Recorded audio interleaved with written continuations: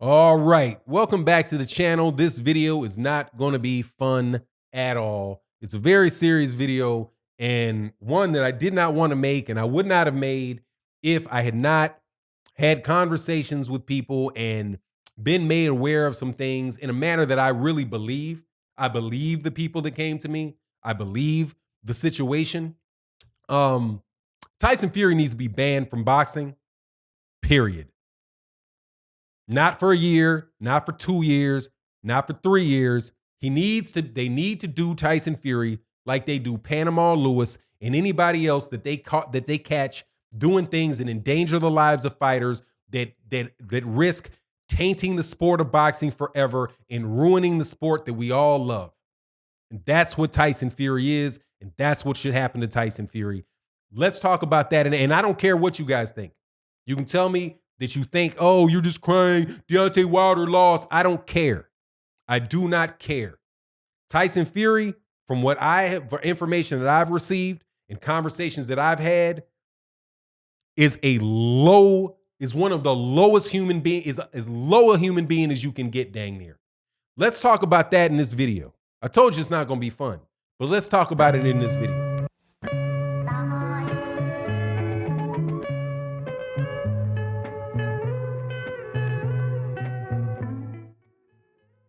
All right, welcome back to the channel, subscriber. Tyson Fury needs to be banned from boxing for life. I don't care how much money he gets. I don't care how much money people make. At a certain point in time, when people do certain things, they need to be gone. Boxing is incredibly tolerant of fighters doing things that are incredibly dangerous and risky to the lives of other fighters. And one of these days, because of the way that the WBC is letting these steroids, and I'm not saying Tyson Fury with steroids, even though he's already tested positive for steroids, right? I'm not saying he was on steroids for the Deontay Wilder fight. But there's no need because he's already tested positive for performance-enhancing drugs. But what happened in the Deontay Wilder fight is not just cheating, it's criminal. Criminal. And let me go into it. Before I do that, thank you guys for coming back to the channel. Thank you very much. If you don't like this, I don't care. So you can leave your comments about me just being a Wilder lover and all that stuff. You can take it and you can shove it. I do not care. Because I am now not just leaning to believe that Tyson Fury is one of the biggest scumbags that has ever walked in a boxing ring, and the people around him are the biggest scumbags to ever walk in a boxing ring. I don't just suspect it. I truly, truly believe it. Let me tell you why. Deontay Wilder's injuries, as a result, and I'm sure Blue Blood covered this in a video a while ago. I know that other people have they've talked about it, but personally, I never wanted to get into it because I know the type of reaction that you get when you say things like this. I know it. I've gotten hate from AJ fans. I've gotten hate from Tyson Fury fans. I know what it is. And every once in a while, dude, you just want to say, okay, we got the fight and the next fight's going to come and we'll see what happens in the next fight. But after a conversation that I had, I cannot do that. I cannot do that. I cannot take the angle that I'm just going to wait until the next fight comes up and then we'll see Deontay Wilder, we'll see how the second fight winds up and all that. No. Because Tyson Fury tried to kill Deontay Wilder in that ring, in my opinion. Not only do I believe his gloves were loaded. I believe everything that people are suspecting about what they could have done to some food to get that man in a situation where he couldn't feel his legs, where he couldn't get his bearings, where he's yawning and opening his eyes in the ring. But when I saw all of that. And when I originally saw the fight, I was like, man, is this dude on juice? When did Tyson Fury get power like that? Dude, I've been a boxing fan for 50 years. No, you do not increase your power like that in one fight. You don't go to Crunk Gym and have them teach you I'm just going to now come forward. Oh, let me just come forward. And now I didn't realize before that I shouldn't come forward. Oh, is that what you do? Oh, now I'm just going to walk people down and knock them out. As if fighting since the age of 5 years old or how old Tyson Fury was, that he would not have already known that. But this is what got it for me. Deontay Wilder has a indentation in his face. Indentation in his face. How do you break a bone in somebody's face with a gloved hand? Not cut, break the bone. Also, how do you get keloid-sized knots on the back of your neck, on your back, on your ribs, on your arms? How do you get that with a gloved hand? Answer is there's something in that glove. And I don't care what you guys say, because I already have know that Bob Arum already has let fighters in the ring with loaded gloves. He's already done that. That is what happened with Antonio Margarito when Antonio Margarito damn near killed Miguel Cotto. Look at the Miguel Cotto fight. Look at the Miguel Cotto fight with Antonio Margarito. Look at the fight with Antonio Margarito and Paul Williams. And you tell me that number one, we know the dude's gloves were loaded. We know it. And look at the effect that dude's punches had on Miguel Cotto. And guess who was the promoter of Antonio Margarito? Is Bob Arum. Now knowing the type of injuries, and then to know that Tyson Fury's manager is Daniel Kinahan, and they have hundreds of millions of dollars on the line, I don't believe for anything that a guy like that is going to leave anything to chance when they have that much money on the line. When Tyson Fury said that, I want to thank Daniel Kinahan for getting this Anthony Joshua the fight with Anthony Joshua over the line.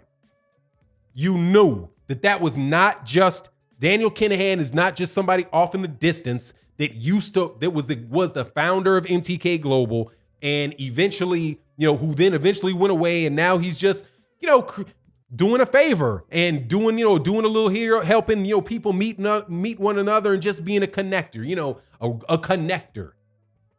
No, man. The dude is a Mafia kingpin who is Tyson Fury's manager. Tyson Fury, after the last fight where he got knocked down and dang near and laid out on his back like this, and was very, very fortunate to get that referee let him get up and continue to fight. I don't believe that they were going to leave anything to chance coming into that second fight.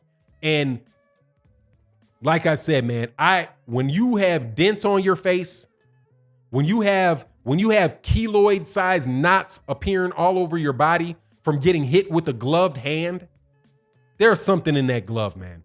There's something in that glove. So either people are lying that Deontay Wilder doesn't have a dent in his face. A dent. How do you dent somebody's face with a glove? And how do you cut somebody on the inside of their ear? And all these guys saying, whoa, it's so impossible. It's impossible. The security is too great in Las Vegas. They would catch them. Don't you know that they watch the gloves get put on? Get out of here with all that crap. Like I said with Antonio Margarito got busted for loaded gloves against Shane Mosley, and that was in Los Angeles that they caught him. He had multiple fights with loaded gloves in Las Vegas. Don't act like Las Vegas is some place where gambling is the number one sport, where they've got cameras all over the place trying to catch people cheating, and they still manage to do it. Where there's a will, there's a way, man. And where there's a guy with like Daniel Kinahan involved, that's exactly what the Mafia in the United States was accused of all throughout the 1930s, all throughout the 1940s, all throughout the 1950s, of fixing fights, tampering with people's gloves, doing all kind of crap so that their fighter can win and they can make that money off those bets. Mr. Kinahan is involved in something different. And money laundering is one of them. So I just don't want to hear it, man. Tyson Fury needs to be banned for his entire, he doesn't need to come back.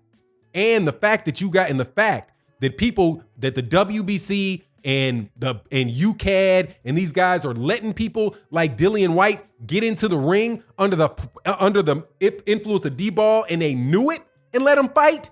I don't believe for nothing that Las Vegas over that type of money wouldn't know that Tyson Fury has violated some rule and still let him in the ring.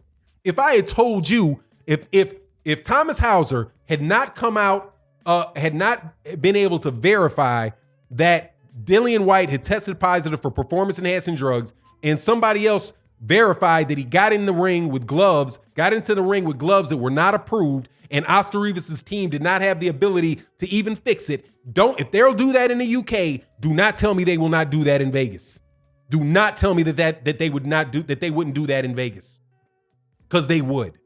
And most likely they did. And I'm sorry, man. Some things are just more important than money.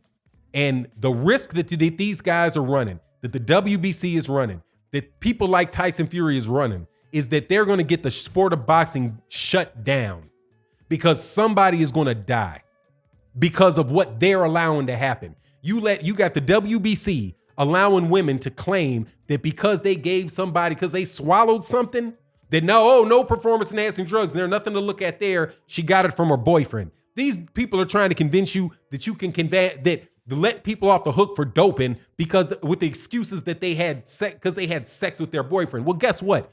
Don't swallow testosterone. How about that? Okay? It's testosterone. Don't swallow it before you test. Get out of here, man. That's a way to you can mask it with that excuse. You got the WBC raising computerol levels above so that now people can microdose and get all the benefits of doping, but not test positive. And they would know that there's the steroids in their system. You got people over there in the UK allowing therapeutic use exemptions for boxing matches, and they let them have not only just therapeutic use exemptions, they have retroactive therapeutic use exemptions, which is this. A therapeutic use exemption is that your doctor gave you a note and said, yes, he needs these steroids because he has low testosterone, because that's what steroids are. They're synthetic testosterone, basically. Not an expert, but that's my understanding of what it is, basically. So you're going to let people have these therapeutic use exemptions and get into fights, and when you know they're under performance enhancing drugs and the other person doesn't even know it. Dude, cheating is so rampant in the UK that it's bananas. It's bananas. So the idea that Deontay Wilder would get a dent on his face, right, from a guy that cannot punch. He didn't just wake up and learn how to punch. He's been fighting for years. He knows, hey, if I knock you out, that's a lot easier way to win than running around 12 rounds. Tyson Fury wants to sell bozos on the idea that he just figured out that it would be smarter just to walk up and knock somebody out. As if everybody in boxing doesn't know that, dude. People in the street know that. Why would I screw around and box and jab with you if I actually have the power in my hand to break your face, literally? Get out of here, man. Tyson Fury needs to be thrown out of boxing, period. Not suspended, not thrown out of boxing. He tested positive for performance enhancing drugs. He got in the ring with Christian Hamer with his thumb detached. He's got a glove bouncing around on his hand like a balloon. And I don't want to hear these people telling me that's not real, because you have just as many professional fighters telling you exactly how that can be done as there are bozos telling you that it couldn't be done, despite the fact that you see it happening. Dog, shame on all of y'all for letting this crap go, because you're going to wind up getting somebody killed just because you don't like another fighter. And all you cowards that won't get out there and say something about it are just that, you cowards. And I'm done. Peace.